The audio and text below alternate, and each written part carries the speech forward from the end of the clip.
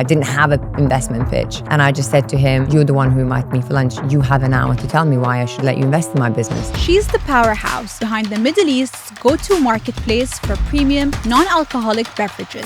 If I said to you, pass me a Kleenex, you would know it's a tissue. My dream and my goal is that people will say drink dry and people know it's non-alcoholic drinks. That's the ultimate goal. Erika Doyle's mission for Drink Dry is simple. Better choices, no compromises, and proving that zero alcohol doesn't mean zero ambition. Within the first 18 months, I invested 2.2 million dirhams of our own hard-earned savings. You know, that delayed us buying our first home here because we could have done that. This is a story of disruption, resilience, and changing habits one sip at a time. My own mother was looking at me going, how can you go back to the office 2 days after giving birth? How can you possibly do that? And I said, because this is what I need to do. Let's get into it. Erika, you started Drink Dry with a website from your own garage. Did you ever think it would be what it is today? I think not from the beginning. There's definitely a sense of excitement when you start something and you want to believe it's going to be as big as it becomes. I think it really took at least 12 months to really understand that this is going to be much bigger than we anticipate, or I anticipated it to be. So I started the business in February 2020. And, you know, it was a COVID business. We didn't expect it to be as prolonged as it was globally. But there's always a silver lining. And I think what COVID gave me, it gave me the time and the space to do my homework, to do my due diligence, to get everything in place. And when we launched the website in 14th, and I remember this so well, on the 14th of December 2020, you know, we shipped enough stock that there were two scenarios that we had in mind. One is we have enough stock for about 6 months. That's the best case scenario, that we have about 6 months worth of stock. And the worst case scenario, we are writing all of this off in 2 years' time, or we're just drinking a lot of non-alcoholic sparkling wine.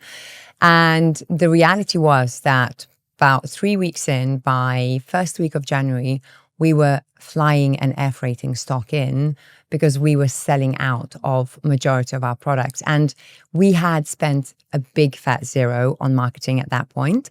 So it was entirely using the community that I was in, the WhatsApp groups, the Facebook groups I was in, the parents' WhatsApp chats, just letting people know that this is now available in the UAE, that you can buy premium non-alcoholic drinks.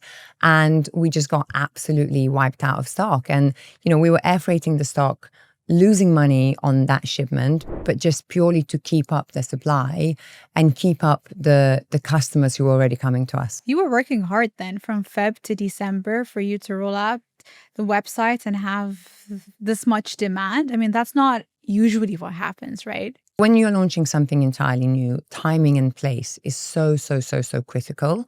And I think that the speed at which the company grew and that initial 12 months, the speed at which it went, it really indicated how pent up the demand was. I think the general feeling in the market was, if you spoke to other really boring B2B distributors, you know, if you asked them, why weren't you doing that? And they would have done it in a completely different way. They would have not done it as a B2C. They would have not done it as a category building, as a community-led brand. They would have done it in a really import, sell, move on. But they didn't do it because they didn't feel there was a demand. And the only reason they felt there was no demand, because there was no supply to test the demand. So it was like this chicken and egg situation. And I think once we injected a supply of these products into the market, that it was just like putting a pin into a really pent up bubble. Tell me more about the demand and how did you figure out that there is actually demand for this? Because it might seem counterintuitive to launch a non-alcoholic beverage marketplace in a predominantly Muslim country where people don't actually drink alcohol. So tell me more about that. I was never a huge drinker myself, but I gave up alcohol for family planning reasons back in 2015, and so did my husband. We were based back in the UK at that point, and we've always been very social. We love hosting, we love entertaining people. I love being surrounded by people. And I just didn't want the fact that we weren't drinking to have any effect on us being social. So back in the UK at that point, I was looking for different products that I could have at home. And if I'm having a dinner party, that, you know, if people are drinking, not drinking, nobody would feel left out. And I felt that if you looked hard enough, you could find these products. Maybe they weren't available on a retail shelf. You had to go online into specific online retailers to buy it. You had to pay a delivery. It took 5 days. So the convenience element wasn't there, but it was available. And then when we moved here in 2019, it was just a big fat nothing available here. And I remember we went to one of the really beautiful steak restaurants, Prime 68, I think, at JW Marriott. And, we are both well-to-do. We have disposable income. We love eating out, and we were spending a decent amount of money on whatever food we wanted to have. And when asked what non-alcoholic drinks you have, they said Sprite, Coke, juice, or water. And we ended up having a bottle of water, and that's all we spent. And I just remember thinking, surely, there are other consumers out there that are like me who, alcohol isn't the end of it all. Like it just isn't a thing, but entertaining and socializing and being with people always is. So surely there are other people like me. And then looking commercially from the hospitality perspective, I just thought, what a lost opportunity. I would have spent 300, 400, 500 dirhams on great drinks the whole evening. And I didn't. I would have happily spent that, and I didn't. And that's kind of like where it started. And I just remember really deeply understanding the consumer, because I was my own consumer from the very beginning. And that's just how it started. And, I remember me and my husband said, well, what's the worst that will happen? We'll just drink a lot of non-alcoholic drinks and we'll just gift it for people on Christmas. We'll just make hampers. And we just kind of laughed about it, that the worst case scenario didn't seem all that bad, and it was definitely worth giving it a go. And in terms of the early days of Drink Dry, how did you convince those big brands, though, for you to exclusively, some of them, sell them here in the region? Pre-COVID, these brands were already looking into the region, and they were coming for shows like Gulf Food. They were trying to have conversations with big distributors. And I think if they had another year, they probably would have convinced bigger players to play ball with them and take the brands on. But then COVID hit, and in every local market, the existing players they just battened down the hatches. Everybody had so much money owed in the market because the hospitality just closed down overnight. So the last thing they were doing is taking on new brands. They were just thinking, how do we liquidate the stock that we have? And how do we just make sure that we survive? How do we put our own cash flow into a good position? So that opened up an opportunity for me to say to the brands, well, look, it is what it is globally. You have absolutely nothing to lose going with me and with this vision that I have and the business that I'm going to build. And I think the best advice that I had, and the biggest amount of money I invested in 2020 was working with a top legal firm here and drafting really strong distribution agreements that I would say tied the brands in. It gave them different breakout clauses, but it tied the brands in exclusively with me for a period of time that was just enough for me to show what I can do and what I have in mind. And then I think, business is personal too. We like the people that we work with. If we like the people that we work with, you are more incentivized to help them and to build with them. You said something really interesting. Business is personal. Tell me more about that, because I know that you also look for the right people to work with, and you've always let big brands go because you didn't really click with the people behind those. Why is that important to you, and what's a good working relationship? Relationships are personal here.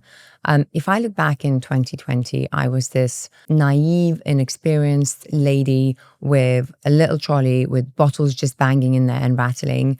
And I knocked on couple of doors at Dubai municipality, and I said, look, I just need help. And there was this great lady, Fatima, who was, she was a senior government official at a Dubai municipality. And I said to her, this is what I don't understand. I need to understand how these products are compliant here. What do I need to do? How to bring them in? And she gave me hours upon hours of her time, because we talked about kids, I complimented her handbag, and then we just started building a relationship. And 6 years on, if we win an award or if we do anything that's super exciting for the business, I will always send her the link and she'll give me the biggest thumbs up, and you build these relationships with people. It almost transcends business, there have to be boundaries. There have to be boundaries. I'm not a fan when people say, oh, we as a team are like family. No, we're not like family. We are like a really good team. We're like a sports team. And if you've ever played sports, you have your teammates back. Within that time in the pitch, within the time at practice, you have your teammates back. And I'm not a fan of referring to a business or a team as a family, because we're not, that there have to be boundaries. They have their own families at home where their guards really do come down. They really are themselves. They are extremely vulnerable in that space. But I think treating it more like a sports team mentality sits much better with me. You said, though, you try to figure out with your products if they're compliant or not compliant. You figured out the products. How did you figure out the distribution channels? You started out with a website, but now you have different distribution channels as well. How did you go about that? Collaboration. And I think that word is so overused in general when people talk about, I get messages, I get calls from other companies, other brands, and go, oh, let's collaborate. Well, what does that mean? Let's collaborate. I'll give you some free product and you'll do a LinkedIn post for me. That's not a collaboration. So I think I've always been really open to collaborating with other companies and partnering with other companies. And I think in those partnerships, what is really, really, really important to do when you are approaching somebody and say, look, I have this idea, how I want things to be done. It will be good for you. It will be good for me. How do you feel about that? And you have to listen to people's reasons why not, more than anything. What are their objections? Because if you can then say, aha, I hear you. What if I help you overcome those objections by doing A, B, C, D? You may lose a bit of margin. You may lose something else along the way. But as long as it works for your partner, that's how you build long-term partnership. If they're making enough money, if it's easy enough for them to do, it then has legs to grow. And we've just approached every opportunity very pragmatically. Just yesterday, I had a meeting with a great company whose strength is distribution in Abu Dhabi and Al Ain, where we do have presence, but nowhere near as well established as in Dubai. And we are 5 years in, and I'm sitting there thinking, oh my goodness, you guys would be amazing partners here. And all I wanted to know is, what is your objection? How do I become your partner? How do I make it easy for you? So always being open, always being transparent with the partners that you have. Reputation for me is everything. And I would really like to think that whether it's companies or people that we worked with over the last 6 years, nobody has a bad word to say about us, that we didn't cheat anyone, we didn't stitch anybody up, we didn't sign contracts and then didn't deliver. Of course, things change and situations change, but be upfront. Have a conversation and say, this isn't working maybe, so we need to go in a different direction. How do we make it as easy for everyone as we can? How do you go about the expansion? You said you have distribution partners. Do they help you build out the brand there? Do you work on that? How does the arrangement work? You need to have people who are on the same wavelength as you. You need to have people who are as wacky and as crazy as you are. And you have to have people who are prepared to overinvest. And I'm not talking financial money, but like time and resource into what you're building with them. The good thing about us partnering with somebody, we bring the know-how.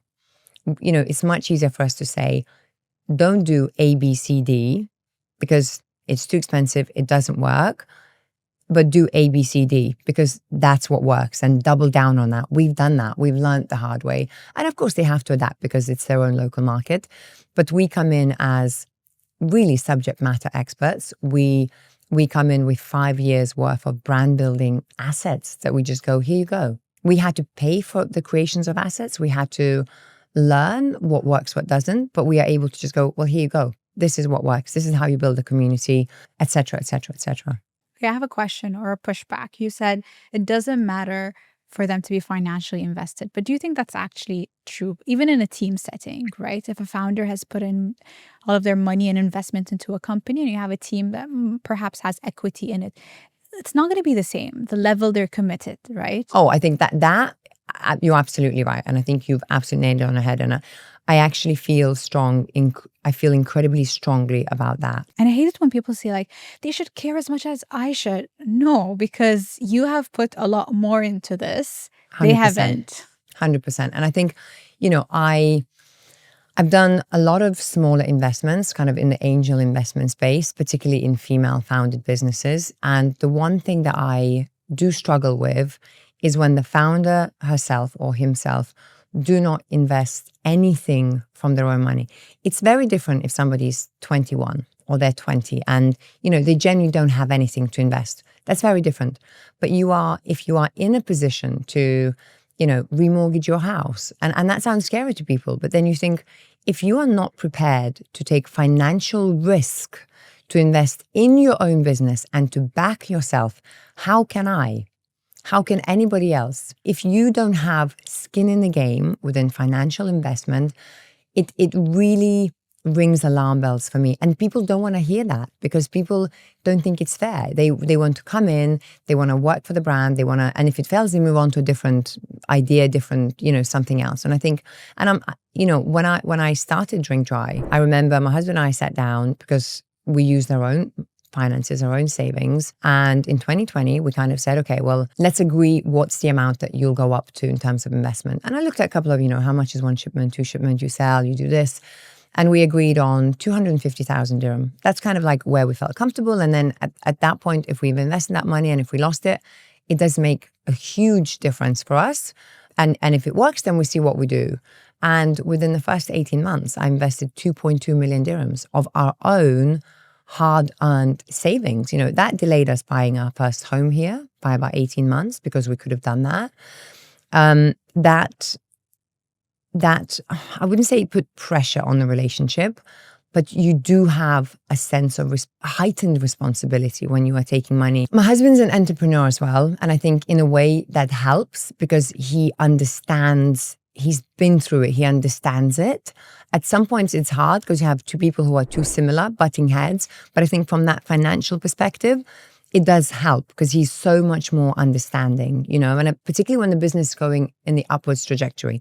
If you are funding losses and you're going downwards, it's very, very different. So, I invested over 2 million dirhams in the first 18 months. And then when my now investors approached me, when we had the conversation, I said, well, this is how much I've invested. I'm prepared to go up to this much. And for them, it's very different. It's like, okay, so she believes in it so much that she's put her own money and a significant amount, and then they invested. So I think you have to put your own skin in the game, and I think people can be sugarcoating this, but it's got to be money. It's got to be something that you are putting in. And it is not enough to be accruing a salary and say, well, I'm working for nothing. What are you doing? What risks are you taking? And how are you showing your external investors that you believe in this business more than anything else? No, absolutely.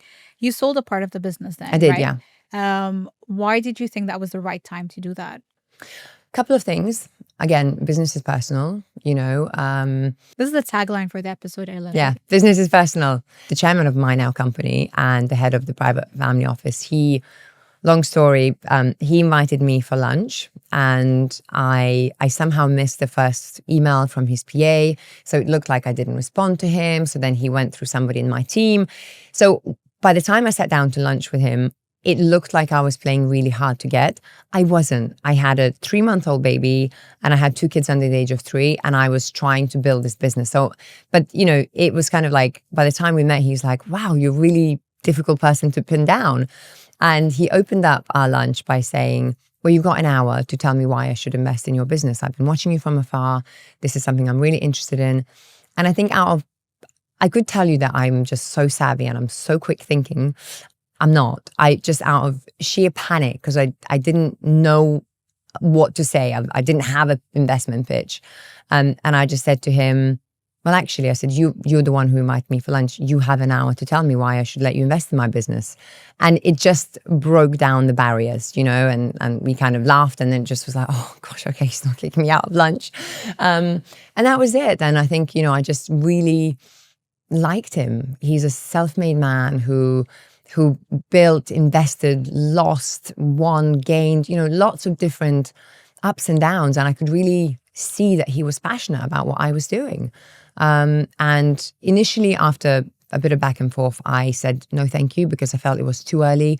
I felt like it was nothing to invest in, and I felt like I cannot take somebody else's money because I didn't feel that there was something to invest at that point. But he insisted.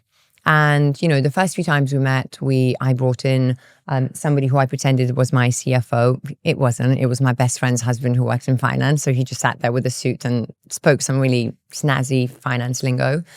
And he brought his actual CFO. So it was a bit of an entourage meeting the first few times. And then when I said no thank you, he invited me to his office and we probably spent 4 hours just chatting, just me and him.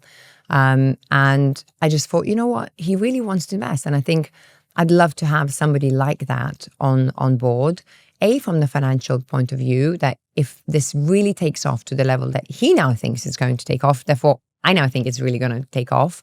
But also somebody who is just genuinely excited to back me. And he made that point multiple times, that he said, I'm investing in you, I'm investing in you. And that makes you feel good. That makes you feel like they trust you, and it makes you feel like they will have your back when shove comes to push or there's difficult conversations. And, you know, I look back, we've had some ups and downs. We've had some difficult conversations in the last 3.5 years, but it was, if not the best, in the top 3 best decisions I made, because it allowed us to grow. It allowed us to take every single opportunity by the horns and just run with it. It allowed me to hire the best people in the market and pay them the right market salary. Everybody's still with us. We've not had anybody leave us. And it just really allowed me to do what I had in mind without any compromises. And the best part, every time we have a meeting, particularly when it's a challenging one, you know, sometimes you have these board meetings where it's all just too rosy and it's almost like, okay, see you later.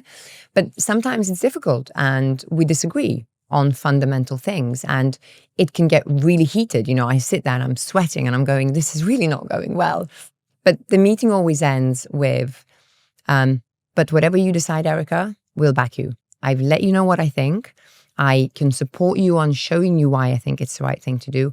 But if you disagree, your decision, and we'll back you. What a rare investor, I know. Erika. And they've always done that. Always done that. So yeah, this is why it's one of my best decisions. Erika, you operate in a very tricky sector as well. Cash flow is not always easy. Yes. How do you navigate that?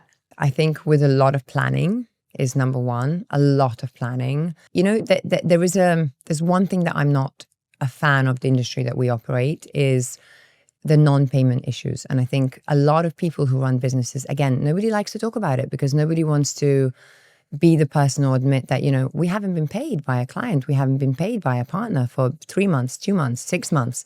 And what I had learned from other kind of family businesses we've been in, that cash flow is king. So the moment somebody doesn't pay you, it could be 100 dirhams, it could be 100,000 dirhams. The moment somebody doesn't pay you, this is not a good piece of business to have, full stop. Walk away from that. If somebody doesn't pay you on time, you don't want to be a busy fool, because the longer you hide your head in the sand around it, the bigger the problem it becomes. If you walk away from one unpaid invoice, it will hurt, but you will recover and you will manage. If you have to walk away from 6 months worth of business with somebody who hasn't paid you, this is business crippling. You could have to close that. You might have to close down your business and people lose their jobs. And it has happened more than you think as well. 100%. And I see that firsthand with other people. And I always say to my team, if somebody doesn't pay us, we stop supplying them. We have a process in place, first reminder, second, third reminder. We literally will stop supplying. And honestly, it doesn't matter who it is. It doesn't matter whether it is a malicious act of non-payment by certain team members within their team, or whether that's a clerical error or whatever it is, we will stop supplying.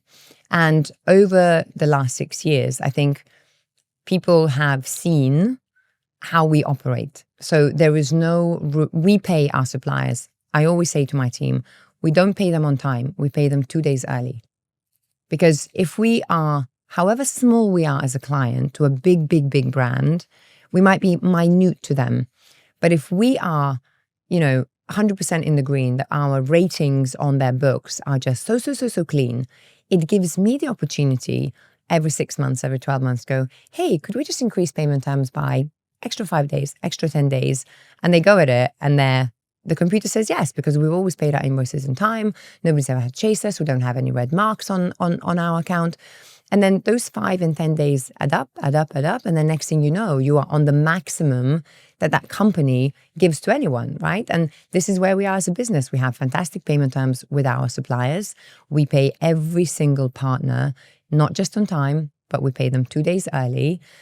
We are liked by our suppliers. And this is exactly what I expect from our partners, that they pay us on time. And if there is an issue, if you're going through cash flow issues, come to us in advance and say, you know what, guys, I'm going to have problems next month. Can you work with me to extend my payment terms? Absolutely. This is a partnership. How long did it take you to be profitable? We were profitable in our first year. In 2021, we Really? were profitable, but it was only 3 of us. It was myself, my office manager, and we brought in a sales guy who's now a managing director. So he went from sales to head of sales to commercial director to managing director. He took over like the day-to-day operations from me in January this year. So we were profitable in 2021. And I think had we stayed at that small level, we probably could have been profitable at all times. But when I sold minority shareholding in the following year, we came up with a 3-year plan that involved investing. So we went from 3 people to 7 to 13 to 17 to 22 kind of each year. And that cost money. And by 2023, we were able to go and bid for the biggest, the best brands in the non-alc space globally, because I had incredible talent that was already with me for 6 months. They were settled in, they knew what they were doing, but that cost money. So we were profitable in the first year, and then we had other plans for the business, and then we came out of that in 2024, and we've been profitable ever since. There are things you can plan, but there are things you can't plan as well, like changing customer behavior around you. Now we're seeing a lot more young people choosing not to drink. What does that mean for your brand? Good question. And I think somebody asked me that recently. I think globally, that's a really relevant question, because the Gen Zs are now of they have a bit of spending power. They're of the age that they're going out. I don't think it's quite relevant for us yet in the Middle East, because here it's the 35 to 45 that is the biggest consumer base for us, because these are the people who have, expatriated themselves to the Middle East. They're the ones who have the spending power and they have the disposable income. So for us, it's the 35 to 45 that is the highest spending consumer bracket in terms of age. The next one after that is the Gen X, which is 45 to 55. And only that, we see the 21, really 20, we say 25 to 35. At the moment, we don't look at them as our, let's say, working horses of the business. We're not relying on them. But I think it's positive that the generation that is going to be our customers in the next 5 years are already customers by default. We just need to make sure that we understand them, that we speak in the language that they understand, that we build the business on the values, that it resonates with them. And I think particularly with Gen Zs, it's storytelling, it's values, it's the principles, how you run your business. These things matter so much to them that if you can do that, they will become your customers naturally. We talked a lot about business being personal. Let's talk about how the business affects your actual personal life. What were some of the challenges that you face? And for anyone that's listening in, how can they navigate that? When I look back, the first year was just like, I was just on cloud 9. We were growing enormously. My husband was incredibly supportive. He was very happy to fund, help, be there. And then the second year, the growth was even bigger. And, at that point, I had 2 kids. When I started the business, I had 2 children under the age of 3. And then I got pregnant in 2020 with my third one. So on the day that I delivered my daughter on a Sunday, I was back in the office on Tuesday. And I was presenting to a big corporate group at Hilton offices on a Thursday, wearing a human-sized nappy, that's the only way to describe it, and a big floaty dress, because there was nobody else who could do that. And again, people, I don't think anybody even realized I was pregnant, because I purposely didn't shout about it to my brands because I wanted to make sure that I don't frighten them. I would never stand up in Zoom calls just to, people just thought she's getting a bit chubby in her face, I'm sure.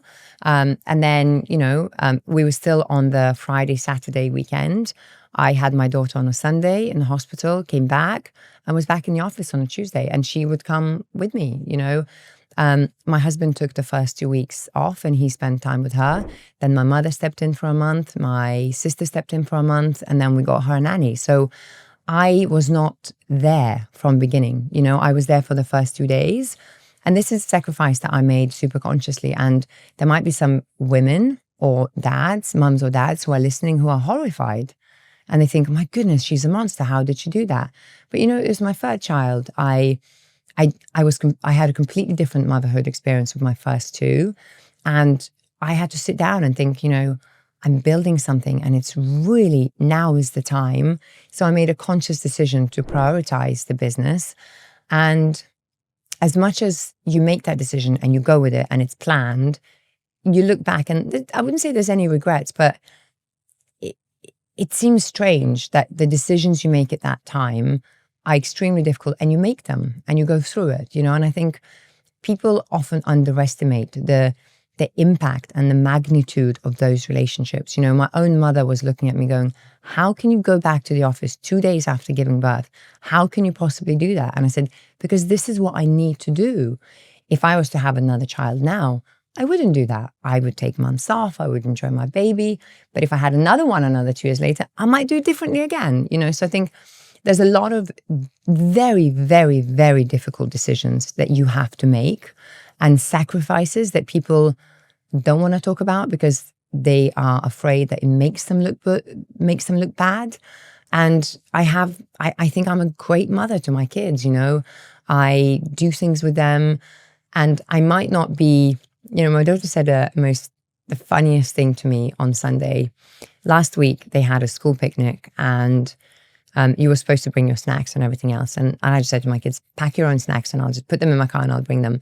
And they packed their snacks, like a bit of crisps, Haribo's, in these clear plastic bags, So I turn up with these like 6 little mini plastic bags to this school picnic, and other mums are bringing tables and homemade lemonades and I just, at that point, I feel I'm definitely not getting the Mother of the Year award here.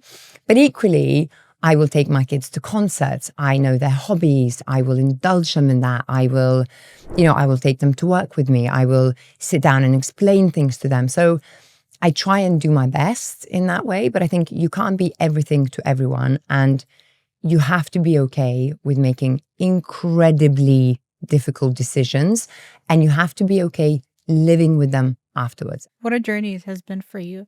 I mean, I can go on, but we have to wrap this up.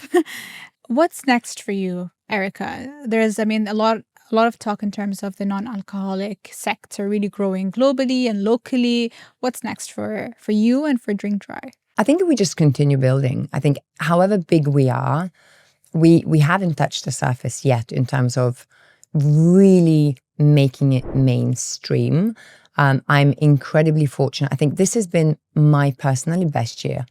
And I don't want it to all be black and white. We just want to consolidate what we currently have and even more so become the go-to people and really become associated with non-alc space. If I said to you, pass me a Kleenex, you would know it's a tissue, right?